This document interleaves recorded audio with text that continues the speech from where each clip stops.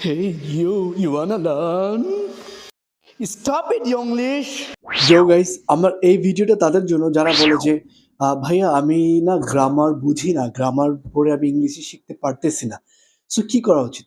তো তাদের জন্য আমার ছোট্ট একটা এক্সাম্পল, ছোট্ট একটা সাজেশন, যেটা trust me, I have followed that through my life. Seriously আমার জীবন আমি শুরু করছি ওইভাবে। হ্যাঁ, গ্রামার আসলে একটা বড় জিনিস। যদি আপনি না বুঝেন কমপ্লিকেটেড লাগতেই পারে। গ্রামার কি ইম্পর্টেন্ট না? অফকোর্স গ্রামার ইম্পর্টেন্ট, কারণ এটা একটা আপনি আপনি যে একটা জিনিস বলতেছেন এটা সঠিক যে অর্থটা ওইটা গ্রামারের মাধ্যমে প্রকাশ পায়। কিন্তু গ্রামার আসলেই কি আলাদা শেখার কিছু? হ্যাঁ, শেখার কিছু, কিন্তু এরকম না যেটা আলাদাভাবে আপনাকে একদম নাউন, প্রোনাউন, অ্যাডজেক্টিভ এভাবে শিখতে হবে। না। তো যারা ওই গ্রামারের মাধ্যমে শিখতে চান না, তাদের জন্য আমি একটা এক্সাম্পল দেই। জাস্ট একটা suggestion, follow it. I trust me, you will do better. সেটা হচ্ছে যে ধরেন আপনি গ্রামার বুঝেন না। তো আপনি কি করতে পারেন? আপনি কি ইংরেজি শিখবেন এর জন্য? হ্যাঁ, শিখবেন। আপনার উচিত আপনার লাইফে যে আপনার প্রতিদিন যে কাজগুলো করেন বা যেটা আপনি ইংলিশে বলতে চান, এরকম ২০ থেকে ৫০ টা লাইন মুখস্থ করেন। মুখস্থ করেন। For example, don't tell me like that. আমাকে এভাবে বলো না। এটা মুখস্থ করেন। Just don't tell me like that. Tell কি present past perfect. Don't remember that, just memorize it. তারপর কাম হিয়ার, এখানে আসো।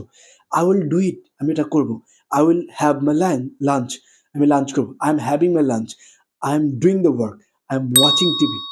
এরকম করে সাপোজ ৫০টা আপনি লাইন মুখস্থ করছেন। তো এইভাবে কিভাবে ইংলিশ শিখবেন? এই যে আপনি মুখস্থ করছেন না, তো এখন তো আপনি কিছু, কিছু ক্ষেত্রে নিজেকে ব্যাখ্যা করতে পারেন যে আই এম ওয়াচিং টিভি, আমি টিভি দেখতেছি। সো এই মুখস্থ করার পর আপনার ভেতরে একটা কনফিডেন্স কাজ করবে। এই আমি তো একটু পারি। হ্যাঁ? তো আমি একটু পারি। তখন আপনার এই যে কনফিডেন্সটা না, তখন আপনাকে আরেকটু সামনে নেবে। কিভাবে সামনে নেবে? আপনি যখন দেখলেন যে আচ্ছা I am watching TV, but he is watching TV. তো এখানে এটা হি ইজ কেন হলো? তখন যেহেতু আপনি অলরেডি এই ৫০ টা পারেন, তা আপনি যদি এই ২ টা পার্থক্য শিখতে যান, এই ৫০ টা যে ভুলে যাবেন এরকম কিছু না। হ্যাঁ? তখন আপনার গ্রামারে যাবেন। আচ্ছা দেখি তো এটা কেন হলো?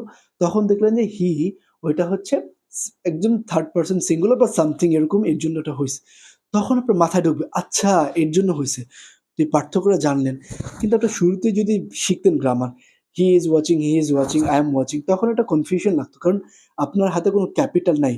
আপনি কিছু এখন পারেনও না, কনফিডেন্সও নাই। বাট অলরেডি আপনার হাতে ৫০ টা ক্যাপিটাল আছে, একটা ৫০ টা লাইন আছে, মূলধন আছে। হ্যাঁ? তারপর আরেকবার কিভাবে শিখবেন?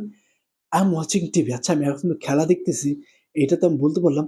তো আমি যে এখন আ ওয়াচিং টিভি, মোবাইল ইউজ করতেছি, এটা তো আমি টিভির জায়গায় বসায় দিতে পারি মোবাইলটা।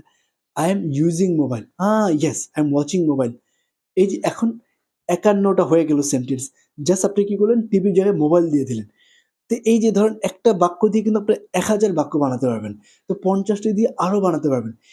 আরো হতে, হতে তখন আপনার গ্রামারে চলে যাবেন।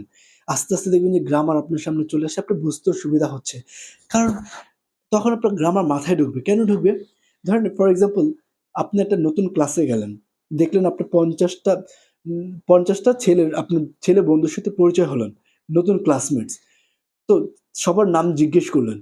কিন্তু ক্লাস শেষে দেখতে পেলেন আপনার প্রায় ৩৫ জনের নাম মনে নাই, ১৫ জনের নাম জানেন। বাট ক্লাসের মাঝখানে একটা ছেলে ঢুকছিল এবং টিচার তার নাম জিজ্ঞেস করছে, "তোমার নাম কি? Excuse me." সে তার নাম বলছে যে, "স্যার আমার নাম এক্স।" তো ক্লাস শেষে তোমার তার নামটা মনে আছে। ওই ৫০ জনের মধ্যে মাত্র ১৫ জনের নাম মনে আছে আর তার নামটা ১৬ জন। সো কেন? বিকজ ওই ৫০ জনেরটা একসাথে শেখা হইছে। তো কোনটা ইম্পোর্টেন্ট কোনটা কি মনে নাই। জাস্ট যেটা মনে আছে সেটা মনে আছে।